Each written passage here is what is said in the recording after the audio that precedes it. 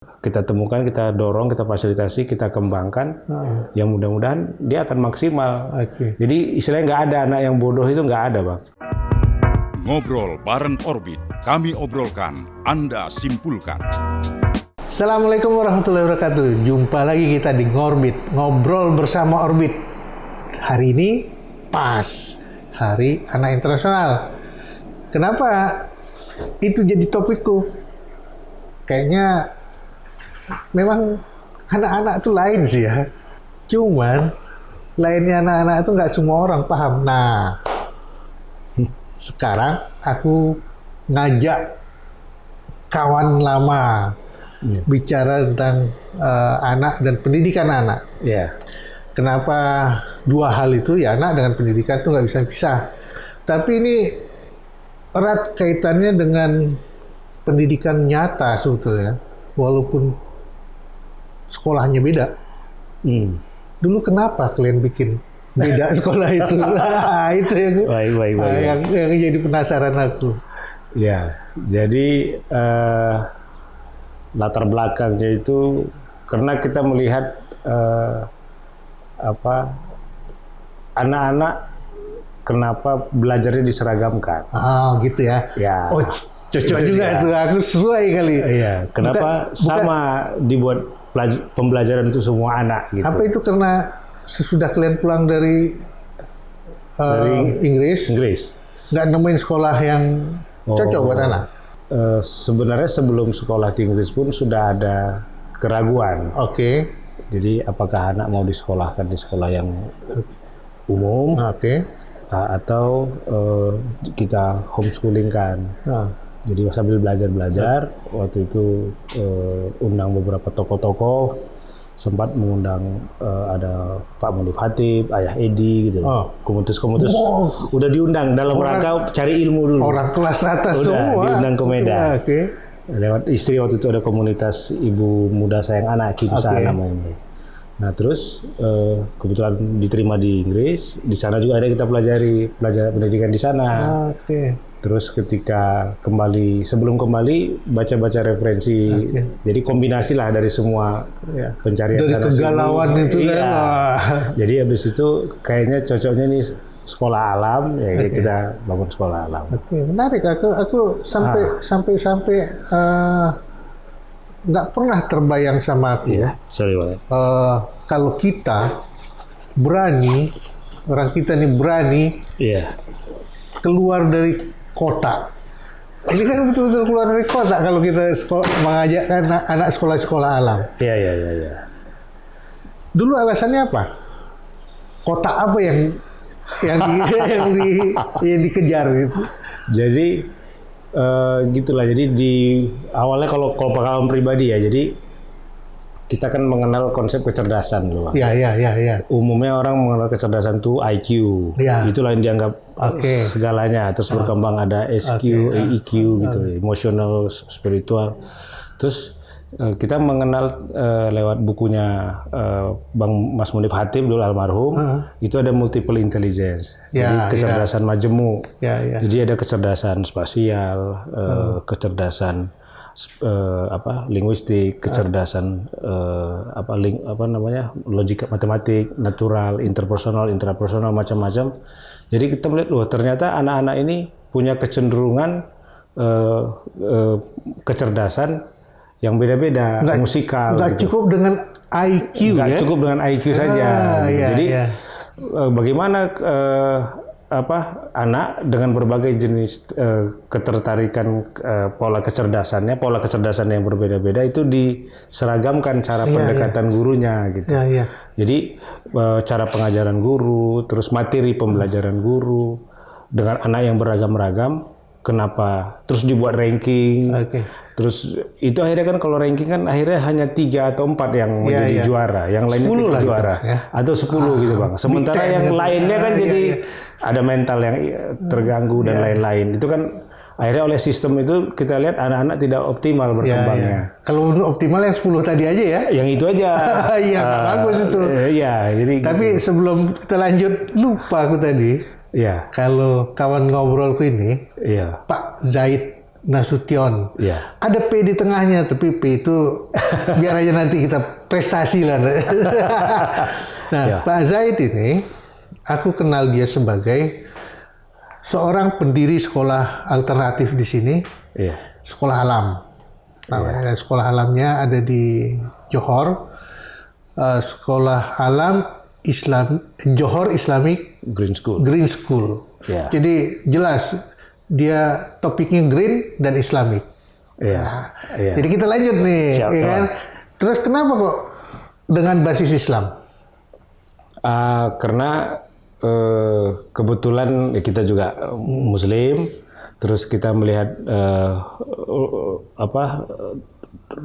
dasar-dasar Quran, hadis itu sangat baik menjadi panduan akhlak bagi anak-anak dengan sirah-sirah nabawiyah gitu. Kita mengajarkan basis akhlak itu dengan menggunakan referensi-referensi keislaman. Kalau dalam Islam pun alam itu betul-betul menjadi kalam tersendiri.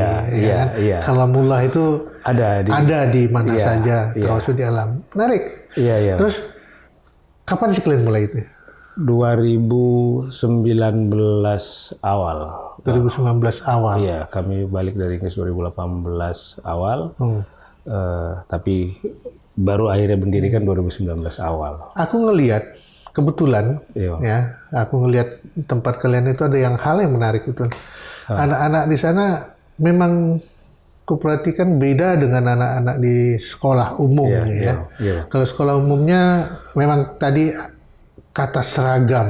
Iya. Kalau di tempat kalian kuperhatikan anak-anak itu ya ada yang belajarnya di pondokan, ada yang belajarnya sambil main ayunan, ada yang belajarnya sambil golek-golek segala macam. Memang sebebas itu bentuknya. Iya. Apa alasannya? Mereka harus happy atau? Iya Bang. Jadi awalnya apalagi kalau usia TK dan SD ya.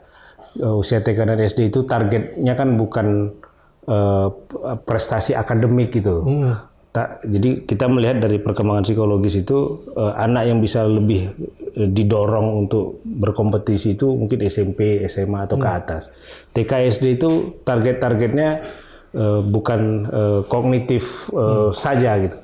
Jadi kita mendorong anak-anak supaya istilahnya ada tuntas motorik halus dan kasar, kemudian kemandirian. Itu betul-betul jadi manusia ya? Ya, terus habis itu mereka happy. Kan ada fase-fase pendidikan katanya kalau nggak salah dari Ali bin Abi Thalib itu 777 gitu Bang. 7 tahun pertama anak-anak menjadi raja, jadi happy, gembira, banyak dikasih yang senang gitu.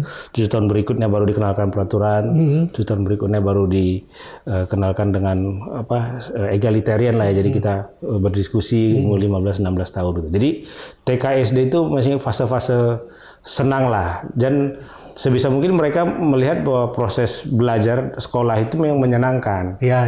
Nah, kalau kognitif di drill sebentar jadi kok Bang. Dulu UMPTN, saya pengalaman, saya kebetulan kan S1-nya di Bandung, di ITB. Kelas 1, kelas 2 SMA itu kebetulan banyak aktivitas OSIS dan lain-lain.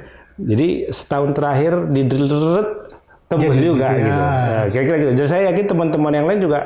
Tapi jangan sampai anak-anak ini stres bertahun-tahun gitu. Jadi stresnya cuma bentar aja deh ya. Tapi dia yang di usia udah siap gitu. Bukannya yang selama ini didiamkan gitu ya. Tapi menarik, ada hal yang lain kulihat juga di tempat kalian itu. Mengisi anak itu perlahan dan tidak ada paksaan. Bahkan PR pun nggak ada. Nggak ada PR. Apa alasannya? Jadi intinya kan kita pengen anak-anak itu memiliki pengetahuan yang memang diperlukan oleh dia, dan nggak perlu ditarget sangat banyak gitu kepada dia, karena memang masih SD ya. Jadi Jadi pengetahuan itu sedikit tapi melekat. Dan cara melekatnya itu ya cara memberikannya ke mereka selama mereka gembira. Dan sering kan kadang-kadang pembelajar itu kan tidak harus dengan model ceramah. Kadang-kadang dengan model bermain.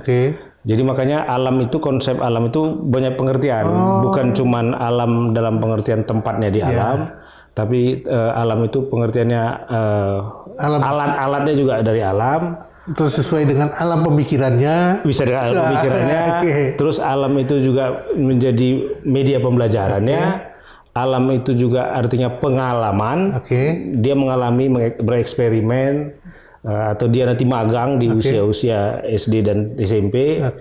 Terus alam itu dalam pengertian ada fitrah, kecerdasan, talents alami yang kita sebenarnya diberikan. Yang dia punya. Dia punya dan itu beda sama yang lain. Dan orang tua sebenarnya, jadi gini, malah ada yang agak ekstrim. Sebenarnya anak-anak itu nggak usah diajarin. Dia akan pintar. Belajar dia dengan dia kita cukup fasilitasi pertanyaan dia saja. Itu lebih ekstrim lagi, Bang. Jadi bukan istilah kita kasih dia pengetahuan. Karena anak-anak itu kan berpikir. Jadi ini kenapa? Ini kenapa? Ya kita jawab aja semua. Akhirnya dia akan terus gitu. Memang itu justru lebih menarik lagi kalau ada yang sampai ke sana. Kalau sampai lagi main sekolah itu, bingung aku memang. Gak bisa aku jawab pertanyaan anak. Banyak. Iya. Pertanyaan dia itu kalau aku bilang ekstrim malah. Ketika dia bertanya, kok umur segini dia udah bertanya gimana sih membuat sesuatu. Gitu. Ini kok bisa dibuat gini, kok bisa jadi yang begini gitu. Yang di luar pikiran. Apalagi kadang-kadang kan karena mereka pikirannya kan loncat sana, loncat sini, interaksi sana sini. Ya kadang-kadang sering yang nggak terpikir sama kita, malah dia diskusi sama kawannya, diskusi sama gurunya, apa dia tonton dari mana. Terus tidak ada ketakutan untuk mengekspresikannya. Itu kelebihan. Itu yang aku lihat beda dengan anak-anak di sekolah yang umum. Kalau anak-anak di sekolah umum, bahkan ketika kita tanya, kenapa 1 tambah 1 jadi 2? Kalau anak-anak di sekolah alam yang ku tanya, kenapa 1 tambah 1 jadi 2? Ya orang ada 2 satunya gitu. Jadi dia filosofisnya dia pahami. Kalau kulihat. Itu diajarin atau? Jadi alam itu kan salah satunya tadi adalah alatnya dari alam. Misalnya gini, kita kalau 1 tambah 1 sama dengan 2 angka, itu ada kan simbolisasi dari 1 gitu. Arti yang sebenarnya dari 1 itu kan benda, satu benda gitu kan. Jadi kadang-kadang saya suka kasih contoh tuh 1 batu dengan 1 batu. Jadi ada 2 batu. Ada 2 batu. Inilah yang disebut dengan 1 dan 2. Itulah secara filosofis mereka bisa nangkap. Kenapa 1 tambah 1 itu 2? Gitu. Karena memang ada 2 yang satunya. Walaupun bukan hafalan simbol itu kan. Mungkin mereka belum tahu 1 itu simbol atau gimana Tapi dia paham. Betul. Nah, itu sebetulnya kalau yang kupikir pendidikan yang realistis. Sehingga anak-anak yang seperti itu malah akan lebih sulit diterima sekolah umum. Itu mungkin pelan-pelan sambil kita mendakwah gitu ya, menjelaskan kepada teman-teman yang lain. Nah itu satu bagi aku satu challenge dan satu kelebihan tersendiri ya. Challenge buat sekolah lain dan kelebihan buat sini. Terus logika belajar anak itu dengan bermain apa bisa? Bisa, Bang. Bisa. Jadi yang tadi itu kecerdasan itu yang multiple intelligence itu salah satunya itu mengindikasikan gaya belajar sebenarnya. Muncul dari gaya belajar. Dia akan merasa nyaman belajar dengan gaya musikal gitu. Berarti atau rasa nyamannya dulu yang dicari. Ketika anak nyaman, maka jadilah dia. Dan itu ada di sistem belajarnya sekolah alam. Jadi kalau misalnya suka itu dibuat ini kira-kira seperti cari harta karun. Oke. Di sekolah treasure hunt. Oke. Jadi dibuatlah teka-teki. Oke. Pecahkan soal ini, jalan ke sana sekian langkah gini-gini, nanti temukan ini, habis itu dibuka, habis itu ada pertanyaan lanjutan, terus keliling. Tapi di sepanjang perjalanan itu ada soal-soal. Ada game. Jadi mereka merasa ini bukan seperti menghitung di papan tulis gitu. Jadi bermain nanti mencari di bawah pohon apa di bawah kelas gitu sahur. Tak perlu dituliskan di papan tulis, tapi tertulis ke sini. Dan dia gembira. Iya. Bermain dia gitu, Bang. Gembira itu aku ngerasakan ya, kita pasti pernah ngerasakan sekolah kan. Iya. Ketika kita belajar dengan gembira, segala sesuatu itu mudah emang. Betul, Bang. Aku pernah ngerasakan hal itu. Iya. Bahkan sampai kadang-kadang aku waktu kuliah dulu dianggap banyak kali mainnya katanya. Karena kebiasaan seperti itu bagi aku mungkin menstimulasi pola pikir, pola memori dan segala macam. Iya. Anak-anak kita begitu kah? Jadi ada yang disebut dengan kinestetikal kan, Bang? Kinestetik. Jadi ada kinestetik ya? Iya, kinestetik. Jadi kecerdasan kinestetik. Satu sisi artinya adalah orang yang memang punya kemampuan kinestetik lebih unggul dibanding yang lain, seperti pemain bola, pemain basket gitu. Tapi di sisi lain ada juga gaya belajar kinestetik. Jadi dia sambil melompat. Sambil dengar musik gitu, atau kadang dia menggunakan simbolisasi gambar. Jadi dia belajar matematika pakai gambar, atau ya satu belajar matematika dengan musik gitu. Jadi bagaimana nyamannya dia lah. Jadi ternyata Tuhan itu, kami meyakini Tuhan itu memberikan kita itu beda-beda fitrahnya. Kan ada yang nulis buku itu fitrah based education gitu. Jadi kita mengenali fitrah setiap anak ini kemana sebenarnya kecenderungan kecerdasannya, kecenderungan talentsnya. Nanti kita fasilitasi, kita temukan, kita dorong, kita fasilitasi, kita kembangkan. Yang mudah-mudahan dia akan maksimal. Jadi istilahnya nggak ada anak yang bodoh, itu nggak ada, Bang. Bodoh itu salah satu kena ranking itu aja dia.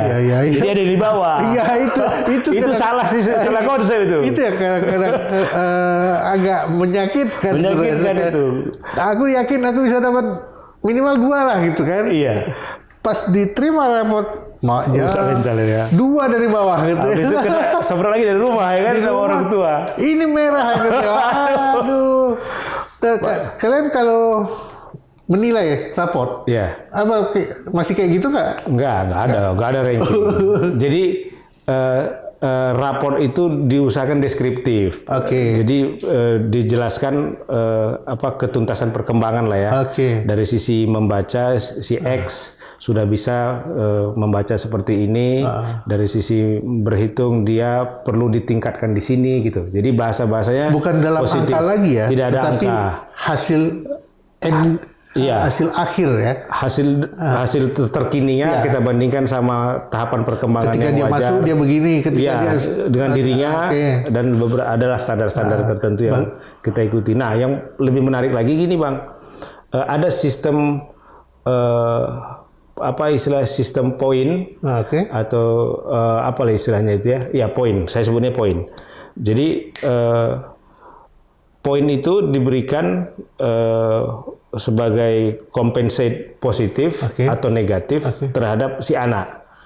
Jadi setiap dia misalnya berhasil mengerjakan matematika dengan baik, dia dapat poin. Bukan nilai ya? Bukan nilai. Tapi setiap dia datang tepat waktu, dapat poin. Keberhasilannya berarti yang dihargai di sini ya. Setiap dia menolong kawannya, dapat poin. Setiap dia misalnya bully kawannya, kurang poin. Jadi poin itu mewakili komprehensif lah ya, tentang kepintaran, terus etika, pergaulan, yang lain-lain yang positif dan negatif. Kepintaran atau kecerdasan? Karena kalau aku lihat tadi bukan, kalau kepintaran kan 1 tambah 1 2. Kalau ini kan dia udah bisa saya selesai. Dapat poin kan? Dapat poin. Berarti kecerdasan yang dilatih untuk intinya semua hal positif itu poin, dapat poin. Kalau yang negatif minus poin. Dan mereka berkompetisi untuk menjadi misalnya nggak terlambat. terus nanti misalnya bukan kompetisi akademik, nilai ya? Iya, kayak anak saya pengen selalu sekarang bukan datang lebih awal, supaya dia ada kewajiban tanggung jawab untuk ngurusin bersih-bersih kelas dan merawat jamur. Yang untuk dibisniskan mereka itu kan ada jamur tuh. Nah, dia merasa sangat bertanggung jawab untuk ngurusin jamurnya, untuk nanti bisnis kawan-kawan dan lain-lain. Tapi di sisi lain dia pengen dapat poin juga, gitu. Jadi saya lihat itu punya dampak positif. Aku tadi mampir ke sekolah. Tentu ada satu anak mau jual ini jamur gak? Beli jamur gitu ya kan. Anak sekarang bisa berani begitu kan lain. Coba kita suruh anak yang umum lah ya, yang mungkin nggak dapat treatment seperti di tempat di Jigs School, SA Jigs, gitu. Sekolah alam Jigs ya. Aku rasa malunya lebih besar. Ketika disuruh nawarin ini tolong beli gitu kan. Dan dia berani ngasih harga berapa? Segini aja lah cukup. Kelas berapa itu? Gak tahu tadi anaknya kelas berapa ya. Di bawah Eca lagi. Mungkin di bawah. Di atas. Oh di atas ya. Dia kan di atas. Kanjunan. Si Kanjunan. Iya. Dia berani ini barangnya harganya segini aja. Iya. Dan udah match lah ya. Iya, udah match gitu kan. Ada tawar-menawar, tahu dia harga itu bisa dikompensasikan dalam bentuk yang lain. Dengan ada anak yang kelas berapa dia? Kelas 5 kalau nggak salah. Kelas 5? 5 atau 6 ntar itu. Kelas 5 atau kelas 6 berani seperti itu dan bisa seperti itu. Yang dia bilang jamurnya dia sendiri yang nanam, dia yang ngerawat. Gitu. Kayaknya di sekolah lain, bahkan di sekolah cucu saya pernah sekolah di sekolah lain yang katanya juga internasional segala macam. Mungkin bedanya hanya bahasanya aja ya. Kalau di tempat kalian bahasanya bahasa Indonesia dan Mandailing mungkin kalau ada sebagian bisa. Gitu. Bisa bang. Itu kenapa? Jadi gini ya. Memang harus disadari di prinsip awalnya jangan kita melihat yang pintar itu yang pintar matematik saja. Yang pintar itu kalau yang ranking saja. Jadi kita harus melihat anak itu utuh gitu bang. Ternyata anak itu ada ranking di masing-masing. Iya di masing-masing kepiawaiannya dia lah. Fitrahnya itu ada sebenarnya kelebihan masing-masing. Jadi kita harus lihat dan jangan dibanding-bandingkan bahwa ini matematika 8 itu 9 ini lebih rendah dari itu gitu. Karena banyak dan yang perlu kita dorong kan banyak hal, bukan pintar matematika, dia harus cerdas emosi juga, tidak gampang menyerah, jujur, tekadnya kuat, terus bekerja sama, tidak mau menang sendiri. Kan banyak PR itu harus diselesaikan di tahap anak-anak dulu. Tapi anak tingkat SD bisa kalian create. Aku bilang create atau kalian bangunkan, lebih tepatnya dibangunkan ya. Dan bangunkan dia menjadi seperti itu. Yang mungkin pada akhirnya dia dewasa nanti malah menjadi pola pikir dia, aku memilih begini gitu. Iya.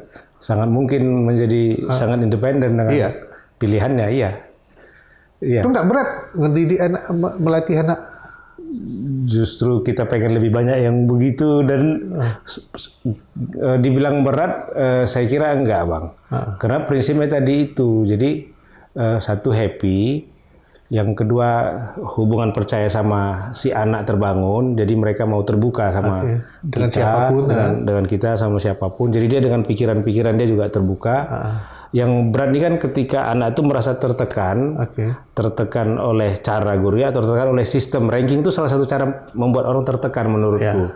Jadi dia nggak merasa pede lagi dia, karena penilaiannya udah disetarakan dengan tinggal 1 sampai 30 gitu. Angka-angka itu dahsyat betul.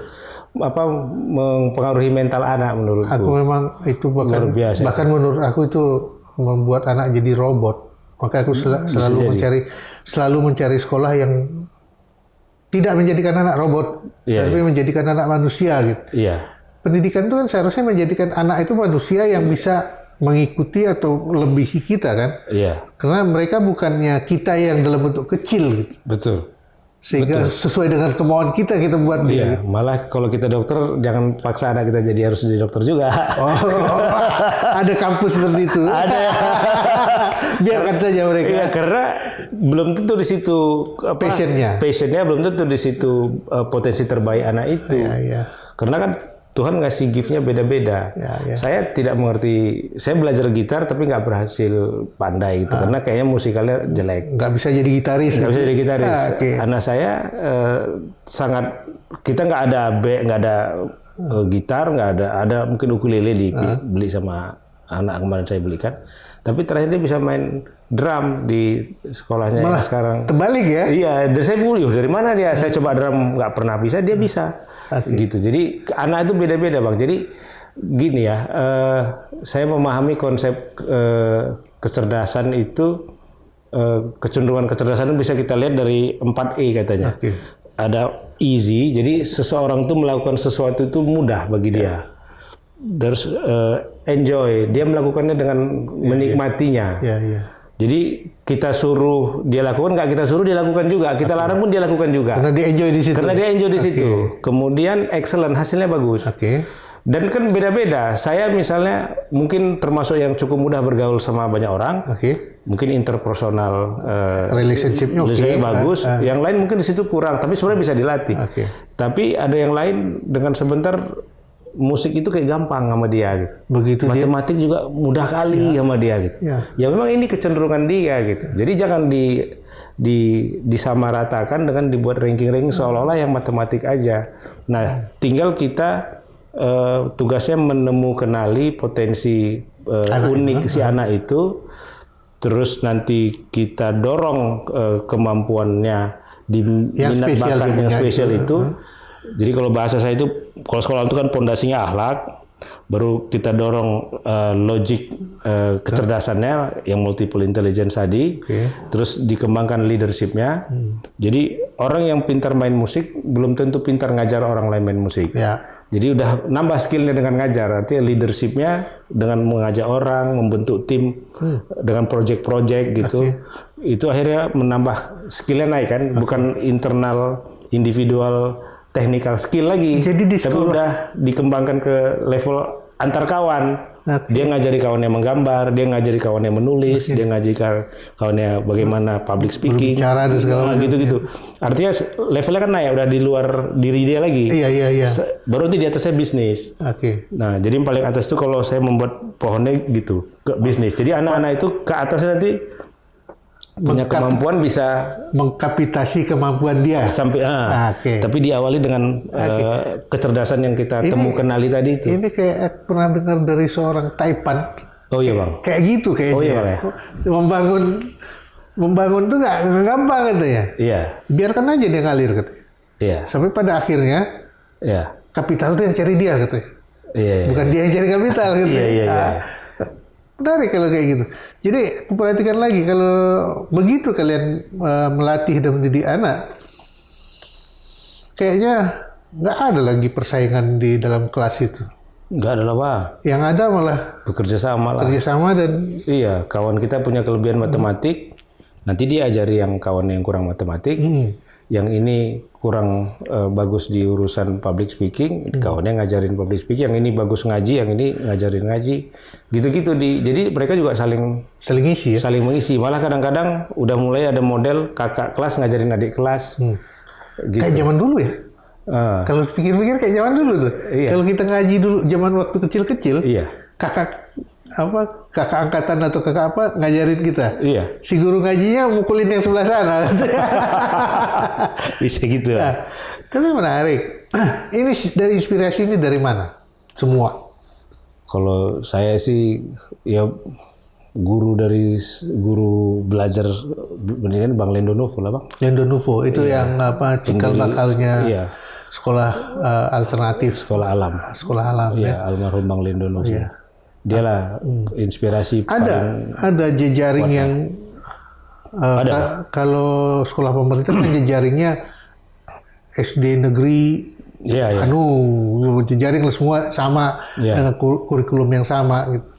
Ini ada jaringan JSAN, Jaringan Sekolah Alam Nusantara. Dengan kurikulum atau metode latih atau metode pakemnya umumnya sama, cuman kita boleh saling belajar dengan kelebihan-kelebihan teman di daerah ini.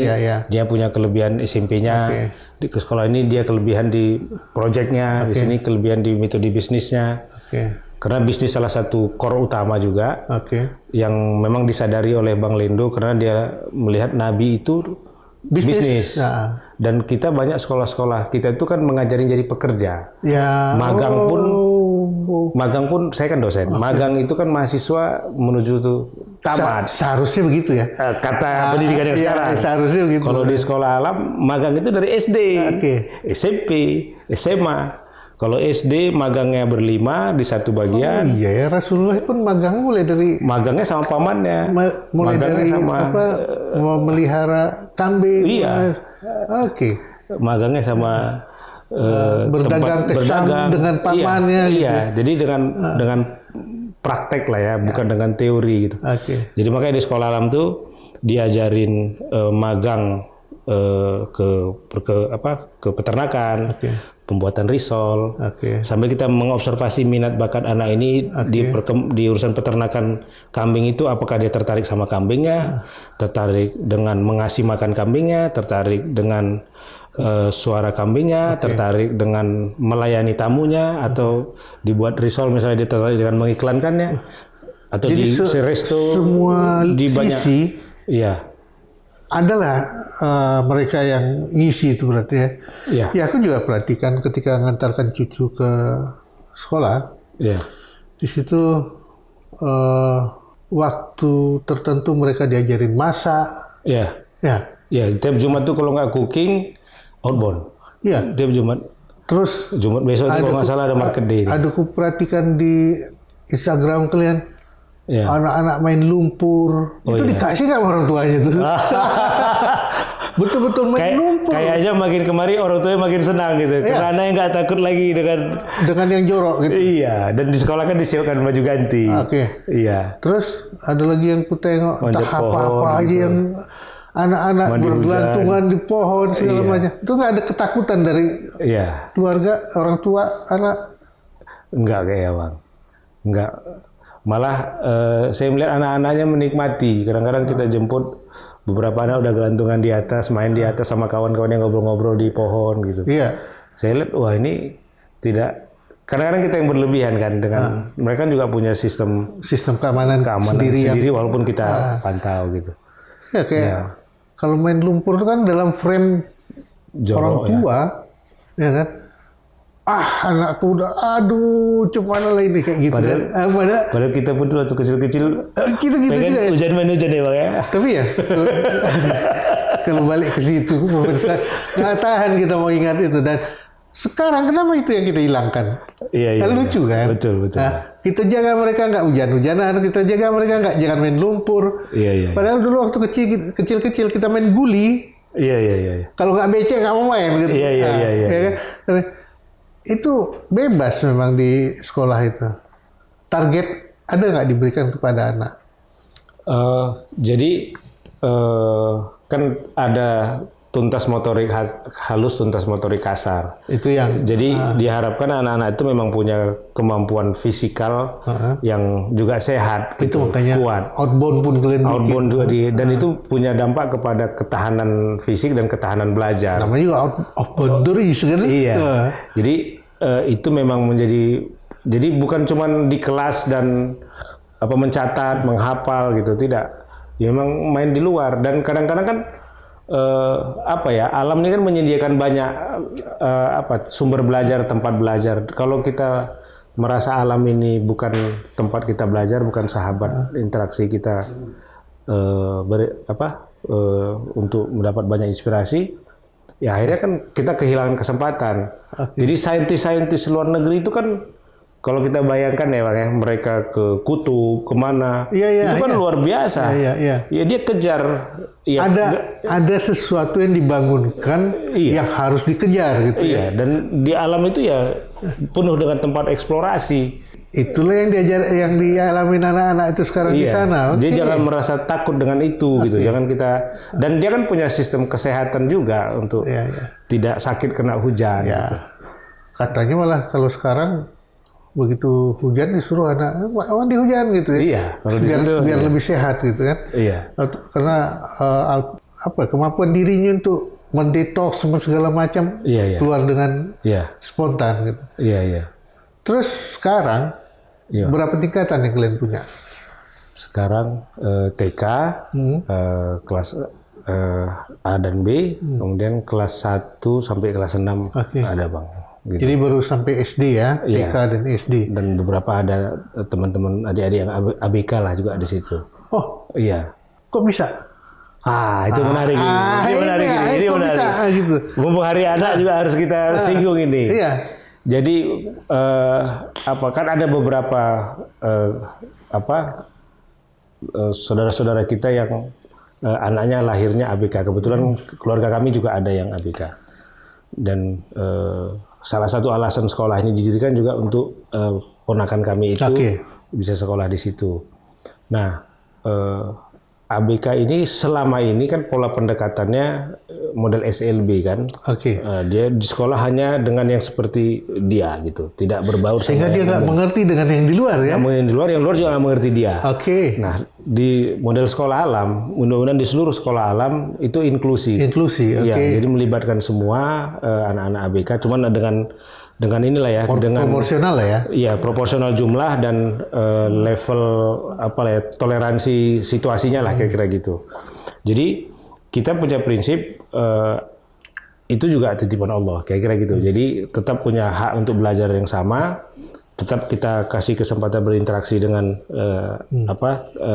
siswa-siswa yang bukan ABK, supaya yang siswa non ABK ini mengenal bahwa ada abangnya, ada adiknya, ada kawan mereka yang juga seperti itu, yang mereka juga perlu hargai dan bisa hidup bersama dan mengerti. Gitu. Intinya setiap manusia sama. Jadi manusianya yang dilatih sana, bukan masalah intelijensia, bukan masalah. Kalau intelijensia malah apalagi kita ngejar ranking sekolah. Kadang-kadang ini kan tidak diakomodir. Nah karena nanti rata-ratanya kata jadi makin rendah kan gitu. Tapi di sini emosionalnya kalian asah, ya kan? Terus sosialnya juga diasah. Kepedulian. Dengan inklusi itu kan mengasah sosial. Kepedulian sosial segala macam itu. Jadi 3 karakter itu terlatih dengan baik. Dengan pengalaman sehari-hari di mereka ya, yang tidak disadari. Itu jadi abang mereka juga, adik mereka juga gitu. Karena aku berpengalaman dengan sekolah kalian, aku juga pernah ngelihat perkembangan anak yang berkebutuhan khusus dari yang tidak bisa apa-apa sama sekali, sekarang bisa bermain dengan kawan. Itu kan hal yang bagi aku menakjubkan. Karena anak itu dia nggak merasa dia punya kekurangan. Yang anak yang normal juga nggak merasa dia kepedean sebagai orang yang lebih tidak dibully kan ini. Kalau di sekolah lain kadang yang normalnya dibully, yang ini yang begini tidak boleh dibully. Itu nggak menarik. Aku ngelihat bagaimana mereka bermain bersama dalam satu kelas bersama dan ternyata tidak ada clash yang muncul. Kenapa bisa? Jadi sistemnya dibuat. Ada guru pendamping khusus, shadow teacher, untuk tiap anak ABK. Kok sama kayak sekolah-sekolah di luar aku tengok? Kayaknya enggak, ya mungkin gitu ya Pak. Jadi ada psikolog yang mengakses anak ini sebelum masuk, kira-kira kelebihannya di mana, kekurangannya di mana, kondisinya gimana. Terus psikolog ini akan merancang kurikulum untuk individual si anak. Terus ada semacam shadow teacher yang akan menjadi mitra si psikolog ini, menemani si anak untuk target-target individual si anak ini, yang sambil jalan juga dia berinteraksi di kelas seumuran dia gitu. Jadi satu sisi dia ada target individual, sisi lain dia menjadi bagian dari komunitas sosial kawan satu kelas. Jadi setiap 6 bulan dievaluasi, perkembangannya gimana gitu. Jadi termasuk anak yang kawan-kawan dia yang tidak berkebutuhan khusus, ya relasi mereka ya maksudnya, itu kalian kaji itu? Tidak dikaji khusus, tapi kan itu diamati gitu, bahwa tidak ada clash gitu. Kesenjangan yang ini kayak yang gawatnya kan kalau kita tidak hati-hati jadi korban bully kan. Anak-anak kan kadang-kadang nonton dari mana dia dapat cara membuli orang, kadang di rumahnya sendiri dari tetangganya, dari keluarganya. Gitu. Dan ini jadi korban kalau sekolah nggak hati-hati, pasti kan efeknya kan ada orang tua yang komplain anaknya yang tidak mau hadir di sekolah gitu. Tapi karena ini ada guru individualnya yang juga menjadi menemani dia berinteraksi ketika baur sama yang lain, mudah-mudahan prosesnya jadi smooth gitu. Tapi ada satu yang menarik, kurasa. Kabarnya yang mempercayakan anak sekolah di sana malah sedikit dari Medan, orang Medan gitu. Oh iya. Kenapa? Itu orang dari luar Medan yang pas pindah ke sini. Karena mereka punya pengalaman di tempat lain yang jauh lebih bagus? Ya kayaknya kalau sekolah alam kan Bang di Jawa memang udah cukup umum, cukup Aku nggak sanggup nyekolahkan anak kalau sekolah alam di Jawa. Jadi sangat diincar gitu kan, untuk ke bagian kelas itu berat gitu. Iya, di Bogor, di Tangerang, di Jakarta, Cikeas juga udah ada. Kan JSAN itu udah kalau saya nggak salah hampir 200 se-Indonesia. Regional juga ada regional 1, 2, 3 di Sumatera seperti itu, sampai ke Papua, Kalimantan, Sulawesi. Semua banyak ada sekolah alam. Nah kebetulan yang di Medan sementara ini di sekolah kita mungkin datanya tidak 100% betul, tapi dugaan saya yang lain juga saya 50-60% memang pernah berinteraksi dengan sekolah alam di luar Medan maksudnya. Nah yang lainnya mungkin ada saudaranya di luar, saya tahu, terus dari kawan ke kawan gitu. Jadi gitu. Sama tapi Medan memang perlu lebih sama kayak kasus aku ketika COVID.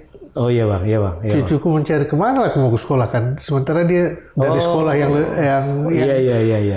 relatif nggak jauh beda, cuman dengan sistem internasional kan. Iya. Terus begitu ku cari, dapatnya Jigs gitu kan. Dan begitu ku terus ke sini, satu penyakit rupanya Jigs itu ada. Kalau anak udah masuk sana nggak mau pulang. Dan kata kabarnya yang ku dengar juga belakangan, dengan ada kuota yang kalian terapkan di sekolah itu, satu kelas hanya boleh sekian orang. Iya bang. Kenapa? Karena kita pengen gurunya itu bisa mengidentifikasi anak per anak itu lebih individual. Touchingnya lebih. Iya, jadi kalau sampai 1:30, khawatirnya nggak bisa terpegang gurunya lagi. Satu kelas berapa sih? Ya, sekarang sih sekitar 15. Tapi kalaupun nanti kita mau besarkan, saya kira 20 masih oke lah gitu bang. 1-20. Terus sekolah alam itu harus ada ruangan yang betul-betul terbuka, luas dan segala macam. Kalau sekolah alam kita bisa di mana aja. Jadi kelas itu kadang tempat naruh barang aja. Belajarnya bisa di mana-mana gitu. Ya, dengan segala sesuatu bisa artifisial dibuat dengan seketika. Iya, bisa di bawah pohon, bisa sambil tadi main treasure hunt, keliling-keliling gitu. Kadang kita kunjungan ke pasar. Ujian gimana? Ujian ada. Karena juga kita terdaftar ke satu PKBM, ada ujian nasionalnya juga, itu ada. Nah, anak-anak kan juga ada target-target akademik yang yang cara mengenalkannya tidak dengan stres gitu ya. Tidak seperti kurikulum umumnya, tetapi mencapai kurikulum itu. Iya, mengajar itu dan mudah-mudahan terpenuhi kok gitu. Dan kalau anak pun ada yang tidak sampai ke situ, ya kita dorong dengan tidak dia merasa rendah gitu. Kadang-kadang temannya yang bantu dia, gurunya bantu dia lebih. Udah ada tamatan? Yang sekarang udah bang, anak saya yang perempuan paling besar ya. Paling besar dulu dari situ, sekarang di Man IC Insan Cendekia di Batam. Sekolah keren. Iya, Insan Cendekia di Batam. Tapi dulu waktu SMP-nya dia di Dinia Putri di Padang Panjang. Nah, jadi dari sekolah alam JIX kemudian ke Dinia Putri baru ke Insan Jadi nggak ada hambatan ternyata dari sekolah alam mau ke sekolah ke pesantren ternyata bisa, dan dia bisa juga sekolah biasa. Iya, karena kan sekarang sudah ada model paket. Jadi syukurnya alhamdulillah sistem paket itu membuat kita bisa cukup fleksibel di level unit sekolah itu mengembangkan metode belajar, kurikulum yang cukup mandiri gitu. Dan yang penting kan anaknya lulus paket, habis itu mau masuk kemana kan ujiannya ujian tergantung yang nerima, bukan tergantung lulusnya kita nilainya berapa. Kalau misalnya diterima di ITB misalnya, asal dia pakai C, asal dia lulus syarat masuk ITB, ya dia bisa masuk ITB. Gitu. Bukan lagi nilai FTANAS-nya, kalau dulu kan FTANAS yang menentukan dia boleh daftar apa enggak kan gitu. Berarti ke MIT bisa ya? Bisa lah, apa enggak. Yang penting syarat masuk MIT-nya dipenuhi. Jadi gitu aja. Sekarang secara prinsip ada sekolah alternatif di Medan ya? Iya, insya Allah dong. Ada. Dan keluarga manapun. Tapi karena kalian berbasis Islam, selagi bisa menerima basis itu, siapapun bisa masuk. Bisa masuk. Kalaupun teman-teman yang non-Muslim ingin mempelajari sekolah alam, kan yang paling bawah kan akhlak. Kita membawanya Quran, Sunnah. Nah, kalau teman-teman yang bukan syariatnya yang dikejar, bukan tapi syariatnya, etikanya sebenarnya. Jadi goalnya. Jadi dasar pondasi etiknya. Jadi di atasnya tinggal kecerdasan, leadership, sama bisnis. Jadi boleh aja etika Buddha, etika Kristen, etika pokoknya Hindu, etika manusia itu jadikan pondasi. Jadi pondasi kan. Berbuat baik, dan, jujur, gitu-gitu lah. Masalah agama itu private. Bisa masing-masing. Jadi nggak ada, walaupun dia JIX Johor Islamic Green School, tetapi secara prinsip sekolah alam ini adalah sekolahnya manusia, gitu kan? Betul. Jadi tidak terikat dengan kata dia mau normal, mau berkebutuhan khusus, mau Islam, mau Kristen, mau agama lain. Segala sesuatu itu bisa tetap bagian dari alam. Dan yang saya sangat tertarik satu lagi Bang, itu aspek leadership dan aspek bisnis dari sekolah alam, karena itu perlu ditanamkan sejak dini. Makanya market day dari anak-anak kayak dijualkan.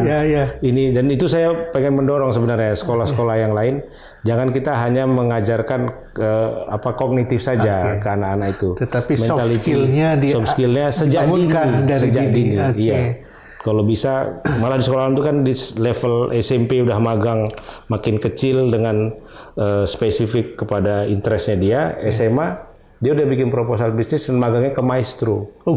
Gitu. Maestro itu artinya orang yang sudah terbukti sukses di bidang itu. Dan dia deal sama bosnya. Bukan jadi anak buah. Karena jadi anak buah udah pengalaman untuk SD, SMP. Partnership ya. Bukan followers. Jadi udah levelnya udah dealnya berinteraksinya dengan bos. Di level SMA, mungkin di kelas 3 gitu. Kapan kita punya itu? Insya Allah, Abang doakan aja. Kalau insya Allah jadi mulai tahun depan SMP jadi, ya mungkin 3 tahun berikutnya SMA.